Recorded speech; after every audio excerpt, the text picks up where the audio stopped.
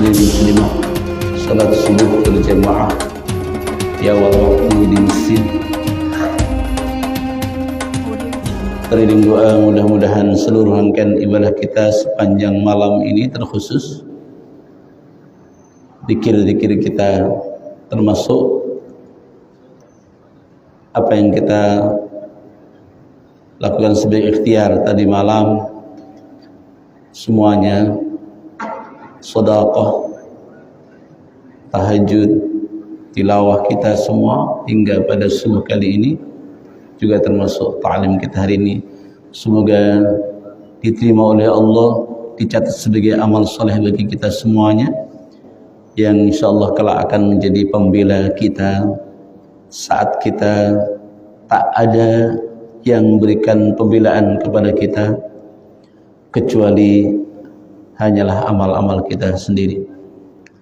Dan mudah-mudahan pertemuan kita hari ini mendatangkan keberkahan dan ridha Allah Subhanahu wa taala. Salawat salam kita sampaikan semoga tetap tercurahkan kepada junjungan kita baginda Rasulullah Muhammad sallallahu alaihi wasallam, keluarga, sahabat-sahabatnya dan seluruh pengikutnya yang tetap istiqamah, tetap setia kepada segala risalah-risalahnya. Apa kabar semuanya, Bapak Ibu, sehat?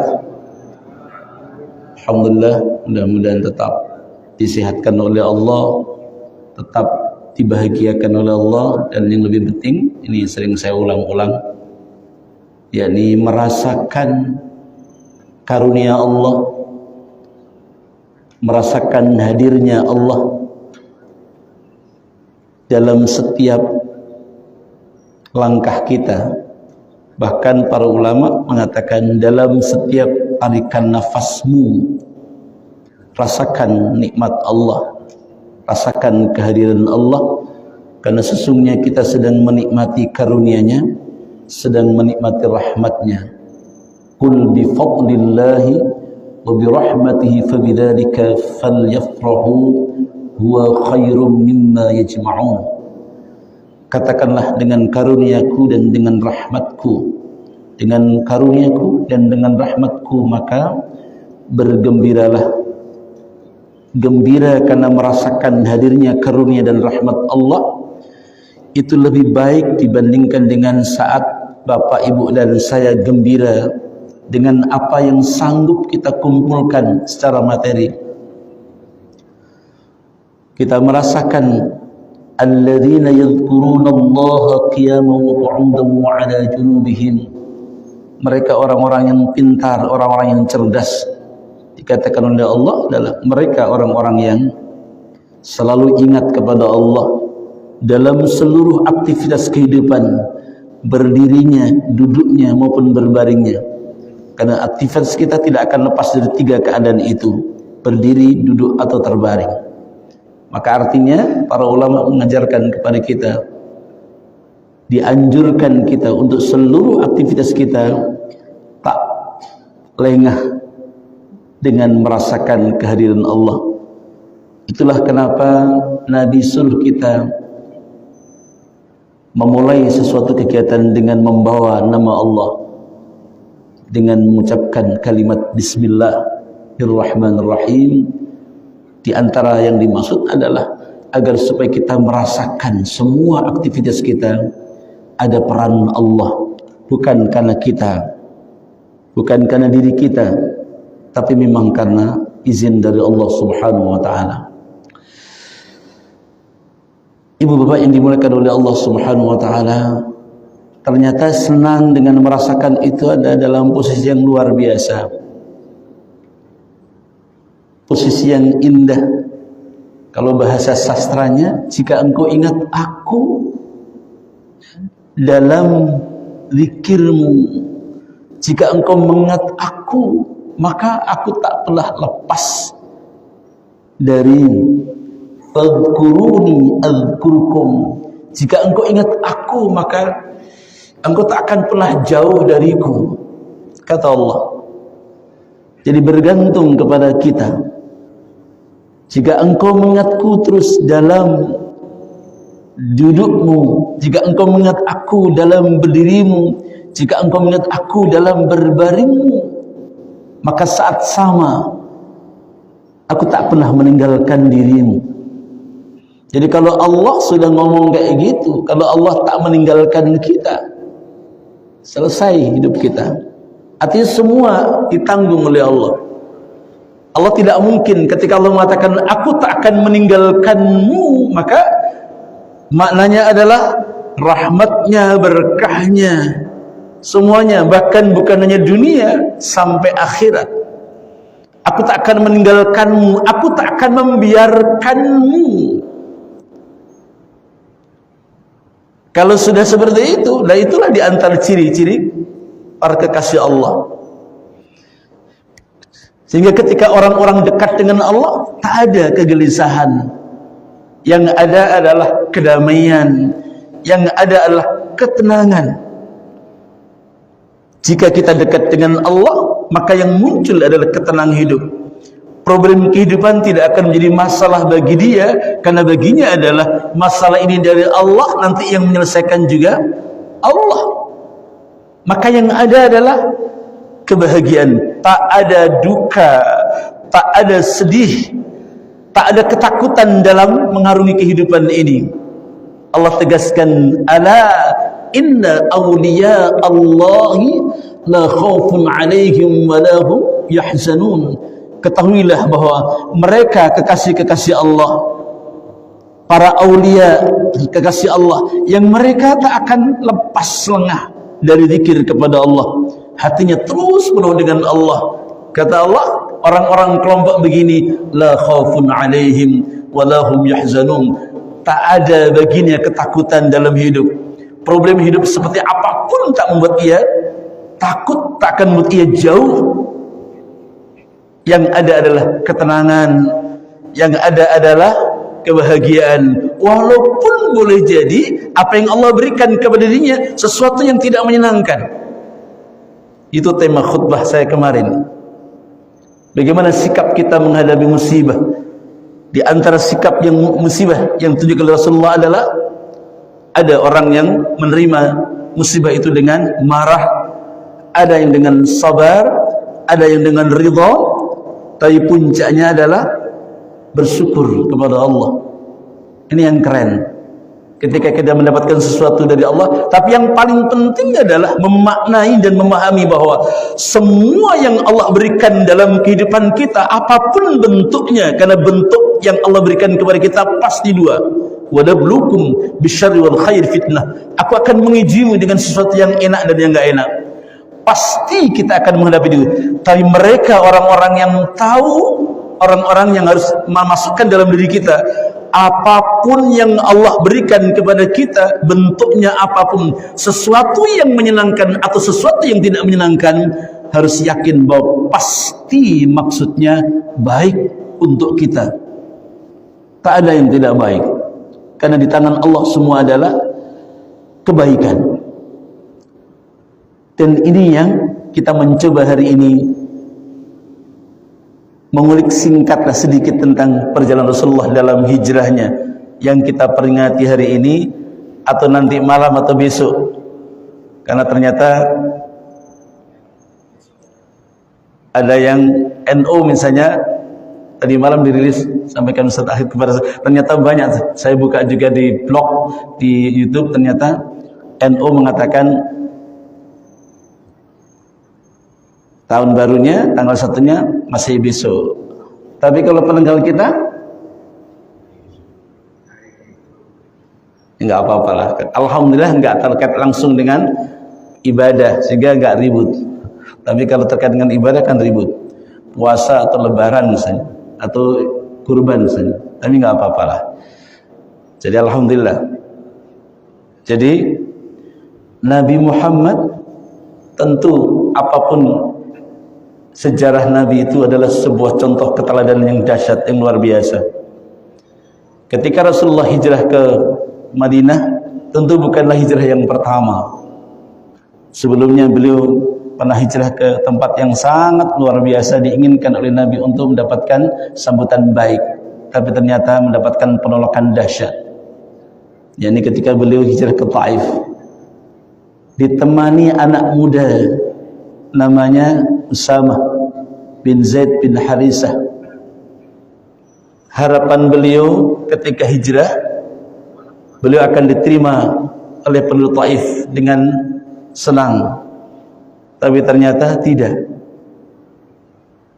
Di antara kisah yang menakjubkan diajarkan kepada kita lewat peristiwa ini adalah kesabaran puncak Nabi yang luar biasa.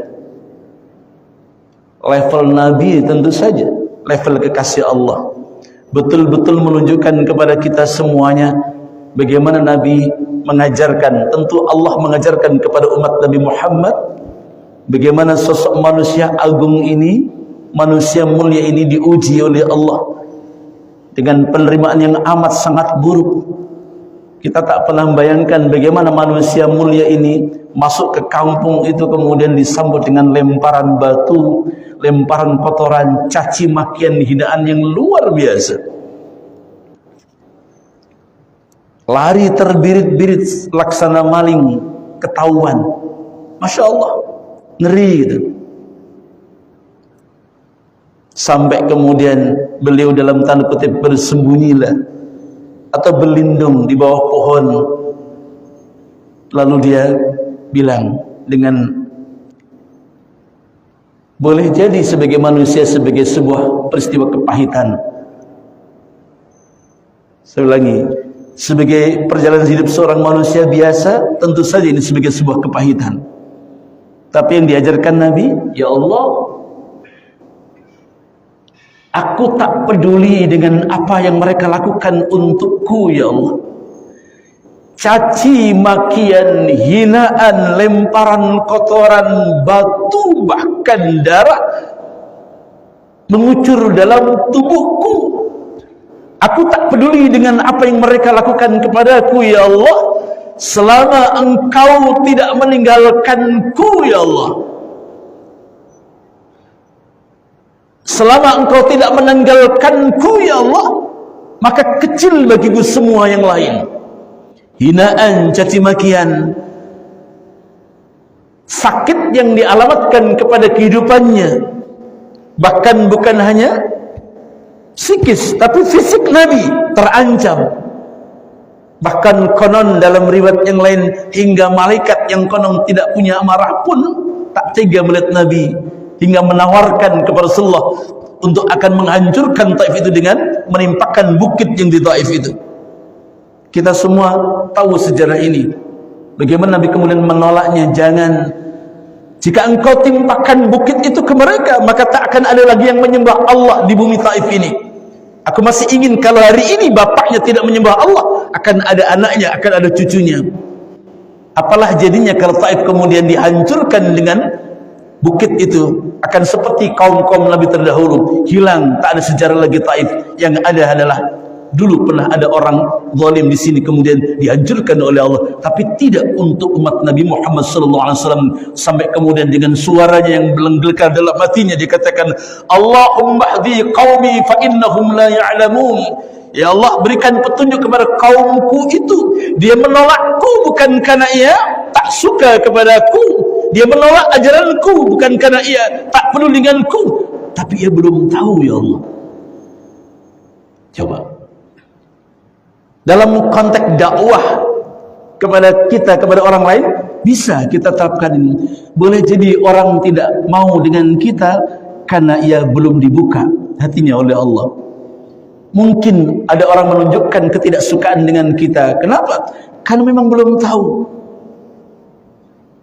Dalam dakwah selalu akan terjadi, dan Nabi sudah mengajarkan kepada kita akan ada penolakan kadang-kadang. Bahkan manusia agung itu ditolak mentah-mentah, sampai beliau disakiti bukan hanya psikisnya tapi bahkan fisiknya.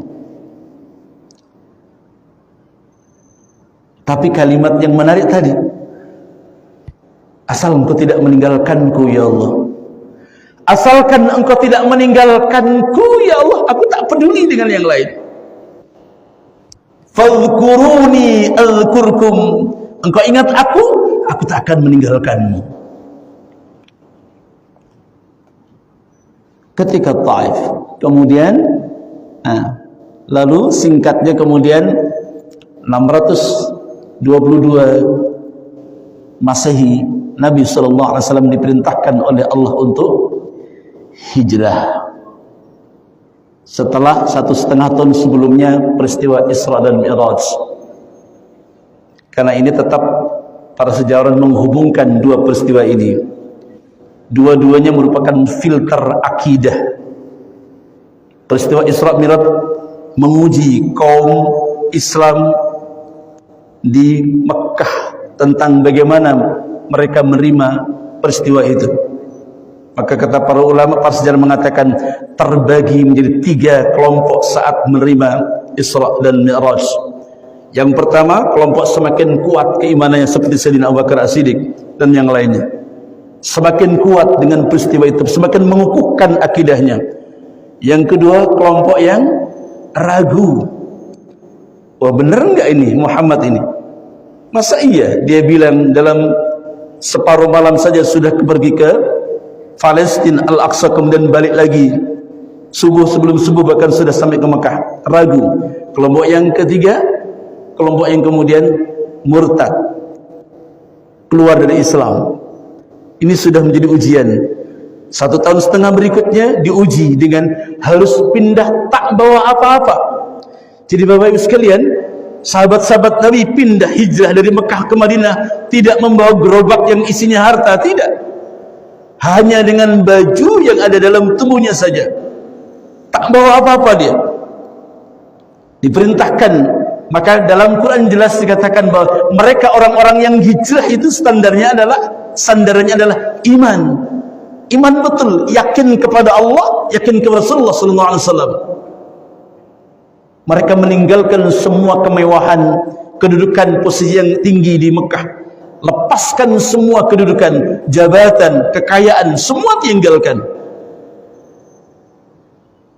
Satu persatu mereka berombongan-rombongan, diawali oleh para sahabat-sahabat. Tentu sebelumnya sudah Rasulullah mengirimkan delegasi awal sebelum Nabi hijrah, dipimpin oleh anak muda yang cakep, ganteng, bahkan dalam sejarah mengatakan cakep gantengnya mirip dengan Rasulullah SAW. Anak muda ini dari keluarga kaya yang kemudian melepaskan semua kekayaan-kekayaannya, bahkan harus meninggalkan kedua ayah bundanya dengan seluruh kedudukan istimewanya. Namanya Mus'ab bin Umair. Dakwah terlebih dahulu di Madinah, dan itu pun juga strategi dakwah. Sebelum Rasulullah hijrah ke Madinah, beliau sudah mendapatkan lahan. Siapa yang membuka? Anak-anak muda di bawah pimpinan Mus'ab bin Umair. Beliau hijrah lebih dahulu untuk membuka dakwah sebelum Rasulullah hijrah. Sampai kemudian dakwah Mekah mulai sudah runyam. Mereka orang-orang kafir Quraisy kemudian sudah mulai sangat terganggu, makin marah, semakin hari semakin banyak orang-orang Mekah yang berbaiat kepada Nabi Muhammad. Ini gimana ini? Seperti dalam kisah tadi malam yang kita setel itu, Abu Jahal datang kepada Abu Talib yang mengatakan, apa yang diminta oleh keponakanmu itu? Kalau ingin ia jadi raja, kita angkat jadi penguasa. Kalau ingin perempuan, akan kita siapkan wanita paling cantik. Kalau ingin harta, akan kita berikan, seperti setiap kabilah menyiapkan harta untuk dia. Tapi hentikan dakwahnya. Hentikan dakwahnya. Mereka ketakutan sekali, pengaruh Nabi Muhammad luar biasa. Semakin hari sangat luar biasa. Sampai Nabi SAW didatangi oleh, walaupun tidak ada tadi kemarin di film itu, Abu Talib datang kepada Rasulullah dengan mengatakan semua yang disampaikan oleh Abu Jahal dan teman-temannya, hingga muncul kalimat yang luar biasa. Law anna syamsa yadha'u fil yamin, ya hammi, wahai pamanku, law anna syamsa wada'u al yamin, sekiranya mereka meletakkan matahari di tanganku, tangan kananku, rembulan di tangan kirinku, lalu mereka ingin menghentikan dakwahku, apa kata Nabi? Tak akan aku hentikan sampai Allah menentukan nasibku, sampai Allah menetapkan keadaan diriku. Semakin memuncak amarahnya orang kafir Quraisy. Setiap hari mendengarkan baiat, kelompok sana masuk Islam, kelompok sana ikut. Setiap hari sampailah puncaknya rapat mereka dengan memutuskan pembunuhan Nabi Muhammad SAW. Ini enggak bisa dibiarkan ini. Dan Nabi tentu disampaikan oleh Jibril bahwa ada rencana busuk. Rencana busuk dari kelompok mereka. Maka Nabi sudah siapkannya. Sudahlah, Allah perintahkan turun perintah untuk hijrah. Bapak Ibu yang dimuliakan oleh Allah, ketika perintah hijrah ini lahir kepada Rasulullah, kita semua tahu bagaimana kemudian Nabi meninggalkan tempat tidurnya itu, dan kemudian Ali yang diminta, bahkan Ali yang menyiapkan dirinya untuk menggantikan tempat tidurnya, untuk mengelabui mereka. Rumah Nabi sudah dikepung oleh semua pemimpin-pemimpin kabilah-kabilah yang ada di Quraisy, di Mekah. Bukan hanya Quraisy, semua kabilah-kabilah, karena mereka debat. Kalau nanti yang membunuh satu kabilah nanti akan langsung dimusuhi oleh Bani Hashim. Liciknya Abu Jahal, pintar, bahkan mengalahkan setan. Di dalam riwayat itu setan itu sampai tergeleng-geleng dengan strategi yang digunakan oleh Abu Jahal. Setan saja kalah dengan Abu Jahal. Kenapa? Ketika mau dilakukan pembunuhan, ada yang usul, yang mana nanti siapa yang akan diutus untuk membunuh? Siapa yang ditetapkan untuk membunuh? Si fulan saja, si fulan saja. Mereka ketakutan dengan nama besar Bani Hashim. Karena Bani Hashim tidak mungkin membiarkan di sana kan kabilah-kabilah yang mereka sangat bertanggung jawab, sangat kuat persaudaraannya. Satu kabilah yang kemudian dimusuhi akan mereka bersatu memusuhi dia, perang. Mereka takut juga dengan Bani Hashim. Tapi kemudian hebatnya Abu Jahal, apa yang dikatakan? Kita kirim saja. Ini semua di sini di Mekah ini berapa ada kabilah? Kalau ada 20, masing-masing kirim 2 pemuda. Nanti kalau Bani Hashim, kalau Muhammad terbunuh, Bani Hashim akan protes. Hendak kemana ya protes? Semua kabilah. Betul juga, dan dilaksanakan. Udah, singkatnya semua tentara kabilah-kabilah itu kumpul untuk mengeksekusi Rasulullah, dikepung rumah Nabi. Dan singkatnya Sayyidina Ali kemudian menggantikan tempat tidurnya. Bapak Ibu, saat Nabi keluar, Nabi kemudian datang kepada Sayyidina Abu Bakar Siddiq ke rumahnya di tengah-tengah gelapnya malam. Allah izinkan Nabi untuk keluar tanpa diketahui oleh mereka yang sedang telap tidur. Ali pun menggantikan tempatnya. Nabi ketok pintu dari belakang rumah Abu Bakar Siddiq. Tentu suasananya genting sekali, karena hampir tokoh-tokoh besar sudah tahu bahwa ini keadaan terancam. Nabi terancam. Abu Bakar Siddiq pun juga tak bisa tidur malam itu. Tiba-tiba ada yang ketok pintu dari belakang. Ditanya, siapa? Siapa ketok pintu? Mengucapkan salam. Saya Muhammad. Siapa Muhammad? Saya Muhammad Rasulullah. Langsung dia terbuka pintunya. Kaget. Kemudian ada dialog. Rasulullah mengatakan kepada Abu Bakar Siddiq, Abu Bakar, sudah waktunya Abu Bakar. Sudah waktunya Abu Bakar. Waktunya apa ya Rasulullah? Waktunya hijrah. Waktunya kita hijrah. Maukah engkau menemaniku?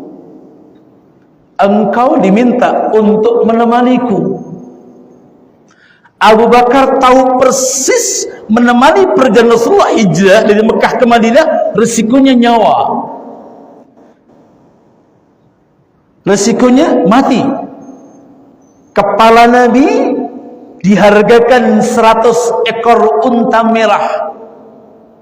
Kalau sekarang 1 ekor unta merah itu kendaraan yang paling mewah saat itu, Mercy-lah atau Alphard. 100 ekor unta merah untuk harga kepala Rasulullah. Abu Bakar tahu persis itu. Menemani beliau berarti serahkan nyawa. Bapak Ibu, ketika Nabi mengatakan itu, minta, maukah engkau menemaniku? Abu Bakar menangis. Saya sering baca ini, kalau baca nggak pernah berhenti ketika baca kalimat itu, Masya Allah, menggoncangkan hati.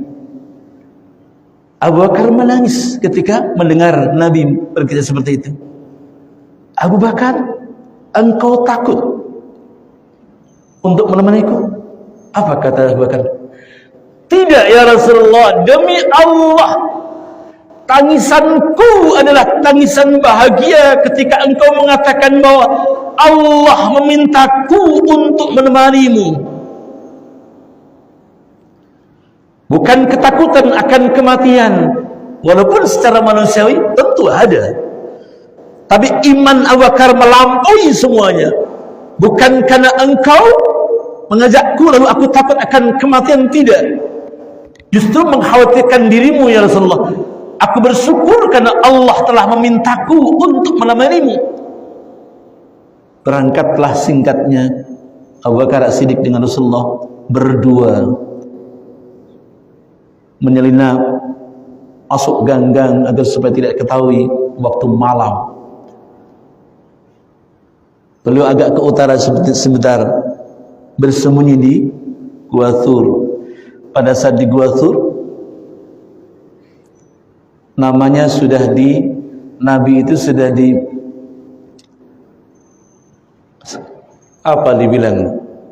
sudah diumumkan semuanya, bahwa akan semua anak muda yang mau mengambil peran di situ silahkan. Hadiahnya 100 ekor unta merah. Banyak kemudian anak-anak muda yang kemudian terlibat ingin mendapatkan itu. Lalu Allah jelaskan juga pada saat beliau sedang bersembunyi di Gua Thur itu, hampir ketahuan juga.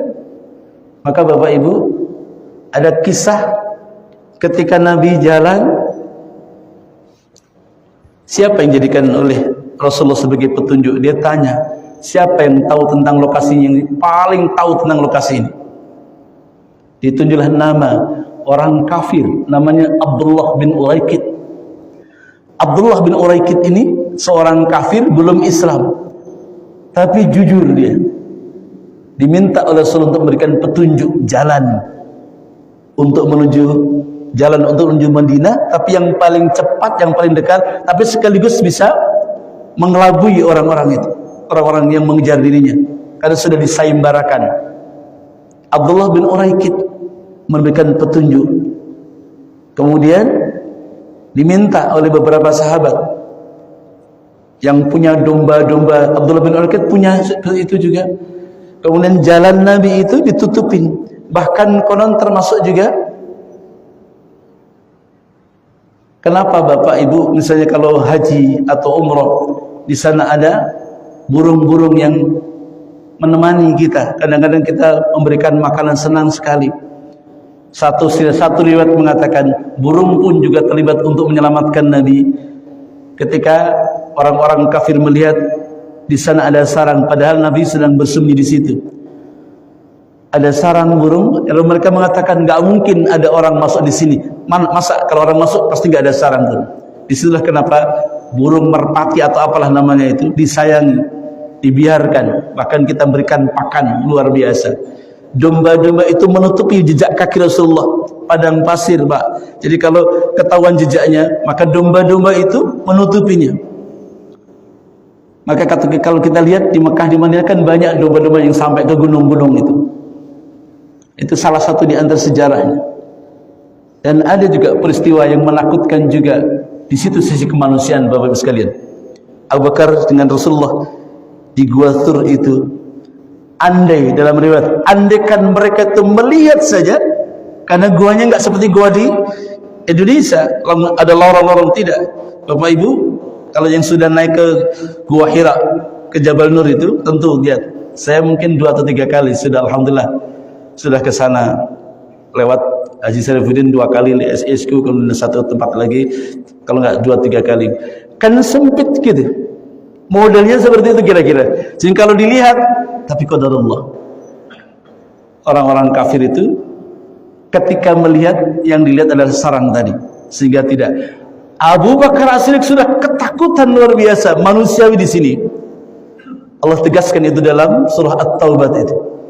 engkau takut. Langsung Allah menghilangkan rasa takut itu dengan mengatakan, la takhaf, enggak usah khawatir, innallaha ma'ana, Allah bersama kita.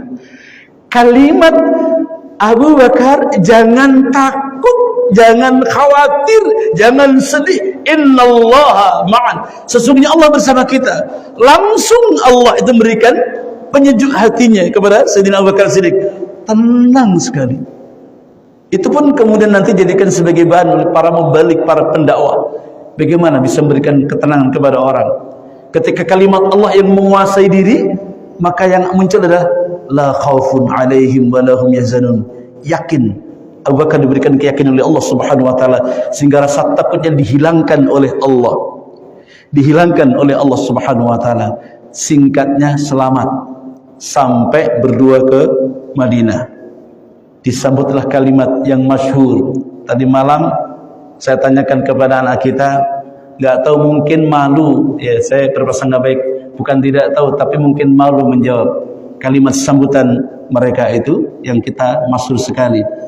Tola'al badru alaina, walaupun ini masih diperdebatkan. Yang mengatakan hadisnya hadis dhaif, tapi semua sudah masyhur. Kebetulan tidak terkait dengan halal haram, tidak terkait dengan hukum akidah, maka enggak ada masalah kata para ulama untuk memakai hadis ini walaupun dikatakan dhaif. Kalimat tola'al badru alaina itu, betulkah kalimat itu kalimat yang digunakan untuk menyambut kedatangan Rasulullah SAW? Ada yang mengatakan kalimat itu sebagai sambutan ketika Nabi pulang dari perang Tabuk. Tapi sekali lagi tak ada masalah karena tidak ada terkait langsung dengan ibadah atau terkait dengan langsung hukum halal haram dan akidah. Maka para ulama mengatakan enggak apa-apa dipakai, bahwa itulah sambutan gegap gembita penduduk Mekah, penduduk Madinah kedatangan Nabi. Bapak Ibu yang dimuliakan oleh Allah, yang tidak kalah penting adalah ketika Nabi disambut, anak muda, laki-laki, perempuan, anak-anak, dewasa, tua muda, semua menyambut. Bahkan termasuk orang-orang yang belum Islam. Mereka orang Madinah ingin tahu sosok seperti apa sih Muhammad itu. Kenapa orang-orang Madinah begitu mengidolakan? Di antara mereka ada seorang rahib. Nanti beliau termasuk orang yang meriwayatkan hadis, namanya Abdullah bin Salam. Dia seorang rahib Yahudi yang terlibat di tengah-tengah kerumunan massa, ingin tahu sosok Muhammad yang dielu-elukan oleh penduduk Madinah. Sementara waktu itu penduduk Madinah belum semuanya Islam. Mereka menyelimat di tengah-tengah kerumunan massa. Karena dia rahib ini orang terkenal, tentu saja orang-orang Madinah tahu. Oh, ini hati-hati. Ada siapa? Rahib Yahudi. Mereka kenal bahwa orang Yahudi sangat benci. Orang Yahudi sangat benci dengan Nabi Muhammad. Mereka sudah tahu ada rahib Yahudi yang sedang menyelinap. Maka mereka kemudian melindungi Rasulullah sallallahu alaihi wasallam. Ketika Rasulullah datang, tentu Jibril sudah memberitahu. Di tengah-tengah mereka ada orang Yahudi, rahib Yahudi yang sedang juga turut terlibat. Bapak Ibu, apa yang dikatakan? Ketika Rasulullah SAW kemudian disambut turun dari untanya, kemudian dengan Abu Bakar As-Siddiq, Nabi berpidato. Ini masyhur sekali.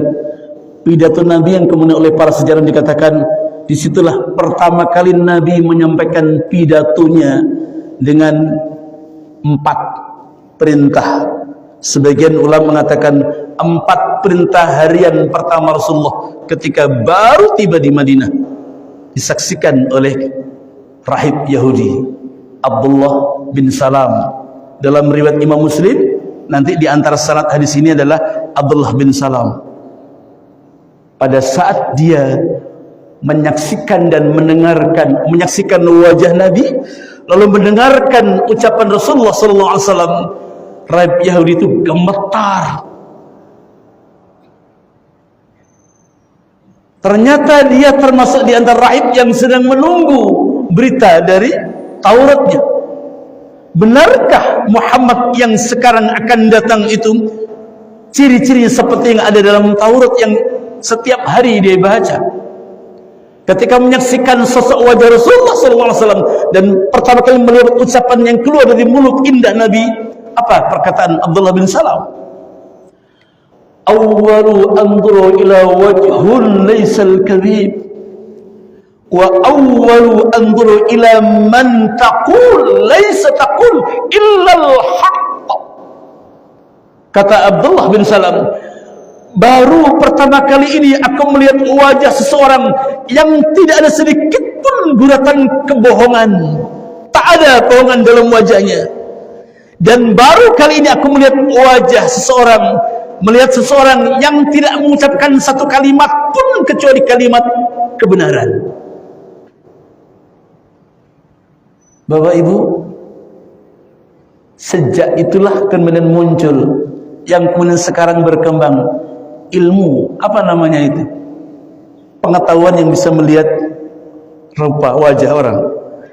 Ilmu itu sudah dimiliki oleh Abdullah bin Salam.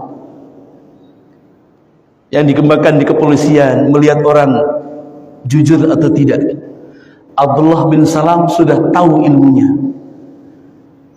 Tak sedikit pun aku melihat wajah dusta. Jadi kalau ada orang alim, orang-orang yang pintar itu, bapak, ibu, dilihat orang itu, orang yang tahu ilmunya tahu, ini wajah pembohong, ini wajahnya tukang begini, pelin-pelan, ini wajah ini, itu kan ada ilmunya. Abdullah bin Salam sudah tahu itu, Pak. Tak melihat sedikit pun guratan bohong dari wajah Rasulullah. Baru pertama kali aku mendengar satu kalimat yang diucapkan oleh orang pertama yang kelihatan, tak ada kalimat kecuali kalimat kebenaran. Jadi yang tahu, bapak ibu misalnya tahu ada pejabat-pejabatnya, wajah dusta atau wajah tidak, bagi yang tahu, tahu. Bagi yang punya diberikan ilmu oleh Allah, ternyata ada ilmu untuk melihat sosok itu. Abdullah bin Salam mengetahui itu. Bapak ibu, singkat, kita tinggal waktu kita di sejam ini, kita tinggal 6:03 itu tuluk atau suruk. Kita tambah 3 atau 5 menit baru kita salat suruk. Saya ingin apa yang diucapkan oleh Nabi di situ? 3-4 perintah harian itu. Rasulullah menyampaikan pesan untuk kita semuanya. Dan perhatikan Bapak Ibu, kalimat yang muncul dari lidah suci Nabi itu. Nabi katakan, ya ayyuhan nas, wahai manusia. Nabi tahu persis yang kumpul ini bukan hanya orang Islam, bukan orang yang beriman, bukan. Di dalam pertemuan itu ada orang yang sudah yakin, ada masih ragu-ragu, ada bahkan orang Yahudi, ada orang Nasraninya. Kalau di Mekah, di Madinah ada kaum suku Najran, mereka adalah orang-orang Kristen. Ada orang Yahudinya, bahkan masih ada orang-orang yang belum menyembah Tuhan atau berhala-berhala. Itu di Madinah. Madinah itu masyarakat yang juga heterogen.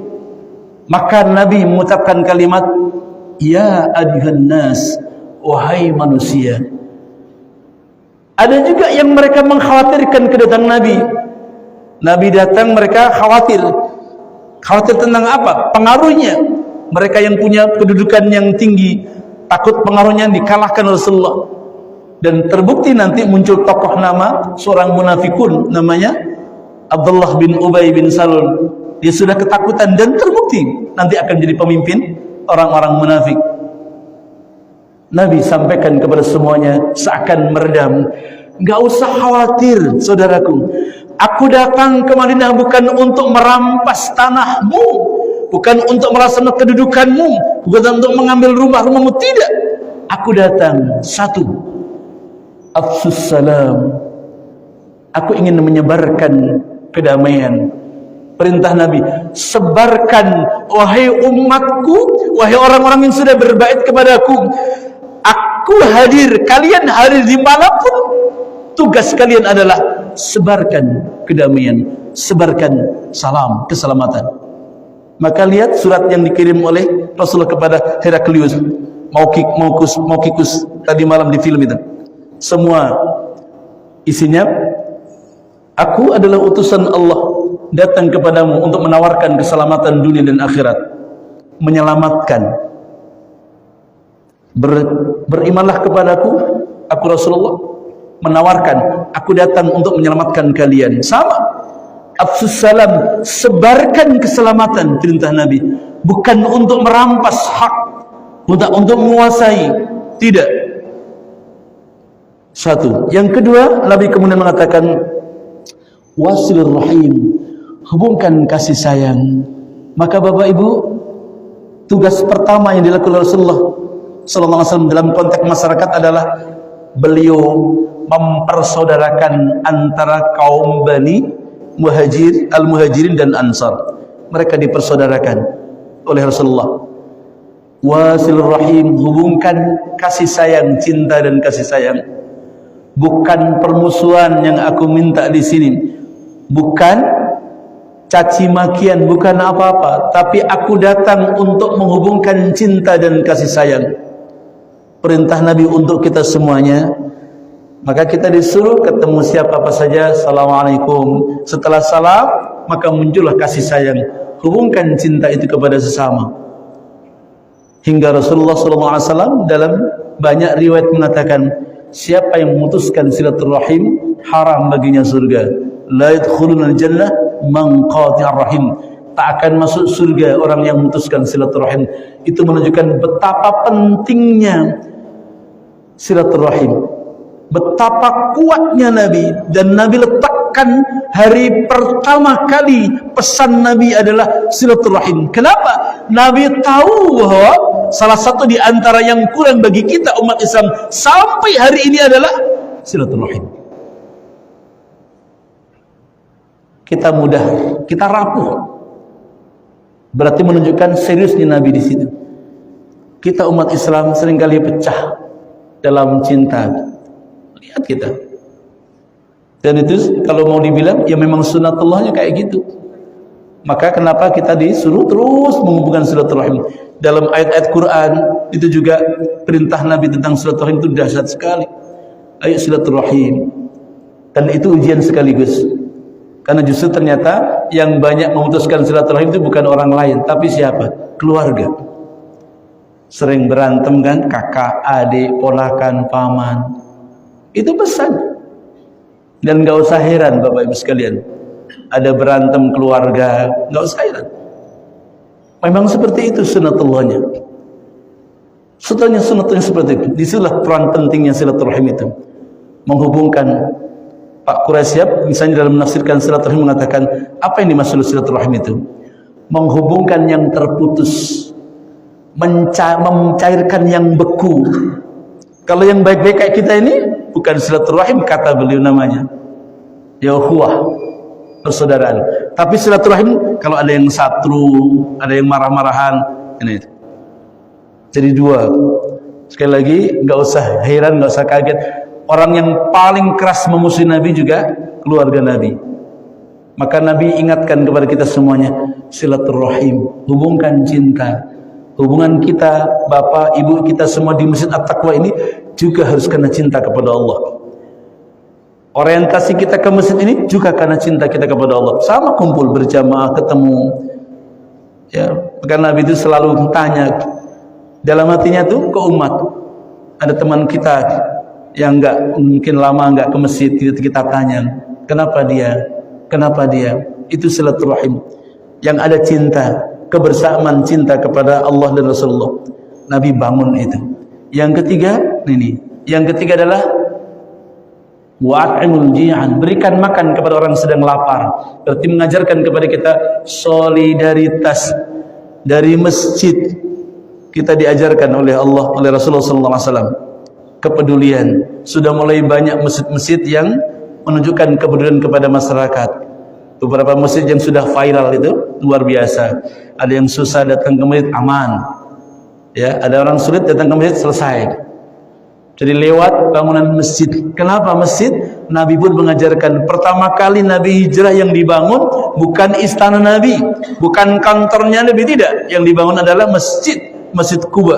Pertama kali dibangun Rasulullah SAW. Berarti wajah umat Islam itu memang masjid. Maka jangan pernah jauh-jauh dengan masjid.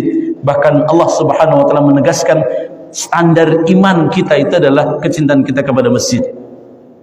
Innama ya'muru masajidallah. Hanya mereka orang-orang beriman itulah yang memakmurkan masjid, bukan orang lain. Jadi Nabi ajarkan bangun silaturahim lewat masjid di masyarakat. Jadi semua masjid, termasuk membangun solidaritas, beri makan kepada orang yang sedang lapar. Artinya peduli kepada saudara kita. Termasuk peristiwa tadi malam adalah musibah. Ya masjid kita tanggung jawab.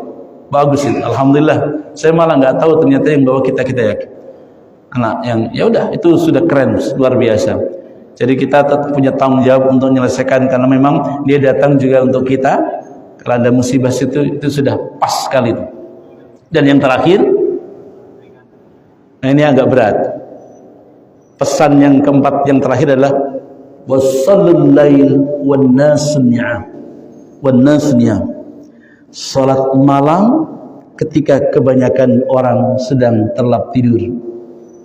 Insyaallah bagi ibu-ibu, bapak-bapak yang ada di sini sudah wajah-wajah tahajud semua ini. Ya, udah wajah-wajah soleh semua. Kelihatan kan wajahnya? Hah? Kelihatan wajah-wajah soleh, wajah-wajah tahajud gitu. Dan Nabi perintahkan wasulail wan nas niyam. Jadi yang keempat perintah. Jadi perintah pertama kali ke Madinah ternyata tahajud, Pak. Kenapa? Penguat spiritual.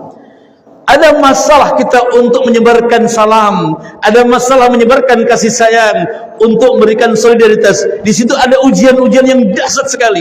Kita akan diuji oleh Allah Subhanahu wa taala dalam konteks konstelasi dalam kehidupan sosial. Pasti ada ujian. Tapi seakan Nabi mengatakan, dialogkan itu saat engkau bersujud di tengah malam. Dialogkan kepada Allah. Akan memiliki kekuatan, dan itu ruh kekuatannya kemudian diambil oleh para sahabat dalam setiap peperangan. Coba kita bisa lihat sejarahnya, sejarah perang antara Islam dengan orang kafir. Orang-orang kafir pernah itu heran dengan kekuatan umat Islam. Richard, ya, pemimpin Inggris dalam perang salib itu, bingung gitu. Umat Islam nggak terlalu banyak tentaranya. Orang-orang salib dahsyat sekali dengan perlengkapan senjata yang luar biasa. Tapi kenapa sering kalah mereka? Akhirnya Richard Lionheart gitu, yang keras seperti singa, itu bingung menghadapi apa yang dilakukan umat Islam itu. Kenapa dia seringkali memenangkan, seringkali kita kalah. Lalu diperintahkanlah kira-kira telik sandi kalau zaman itu. Kalau sekarang namanya intelijen lah. Ada apa? Oh ternyata ketemu, Pak. Disampaikan oleh Raja Richard itu. Orang Islam kalau malam hari, perang siang hari, capek malam hari, kemudian mereka bangun malam bermohon kepada Allah. Mereka mendengarkan zikir-zikir seperti suara laron-laron itu, penuh dengan kalimat la ilaha illallah, la ilaha illallah. Sementara dalam waktu yang sama tentara-tentara kafir sedang mabuk-mabukan dan ia terlap tidur karena mabuk. Maka wasalul lail wan nasun yang menjadi kekuatan bagi dia, kekuatan spiritual. Jadi setelah kita mengalami kehidupan siangnya dengan carut marutnya, dengan problem-problem semuanya, disuruh lapor. Kalau kita bisa mendapatkan yang empat ini, apa kata Nabi?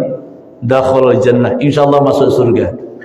Satu, sebarkan salam, ketemu orang banyak mengucapkan kalimat salam, assalamualaikum, keselamatan untukmu, ada doa di situ. Yang kedua, menghubungkan cinta, bukan hanya salam tapi saling mencintai dibangun karena Allah, bukan kedengkian tapi cinta yang muncul. Yang ketiga, kepedulian. Kalau mereka nggak punya makanan, mereka punya problem mungkin apa, kita bisa bantu itu. Maka yang dilakukan Nabi mempersaudarakan kaum muhajirin dan ansar, masya Allah. Ini terlalu panjang, saya nggak ceritakan itu. Pokoknya empat itu. Yang terakhir sekali, penguatan spiritual, yakni salat malam, tahajud. Dan tahajud itu tentu butuh bahasan tersendiri. Kerennya salat tahajud, dahsyat. Bagaimana orang yang menegakkan tahajud, Allah angkat di makom yang dipuji, yang terpuji. Rasulullah pun makom itu diberikan oleh Allah karena Rasulullah tak pernah meninggalkan tahajud. Saya ulangi, Nabi ditakdirkan oleh Allah mendapatkan posisi yang sangat mulia, salah satunya adalah tahajud. Ayat yang sering kita baca itu, wa minal laili fatahajjat bihi nafilatan lak asa ay yab'atsaka rabbuka maqaman mahmuda. Siapa yang menegakkan tahajud, Allah angkat derajat maqam terpuji. Habis ini nggak usah ada tanya jawab, langsung salat, suruh 2 rakaat, kita turun berjamaah makan sarapan dalam rangka tahun baru Hijriah. Mudah-mudahan ada keberkahan yang Allah berikan kepada kita semuanya. Terima kasih dari saya, mohon maaf atas segala kekurangan. Wallahu muwaffiq ila aqwamit thoriq. Assalamualaikum warahmatullahi wabarakatuh.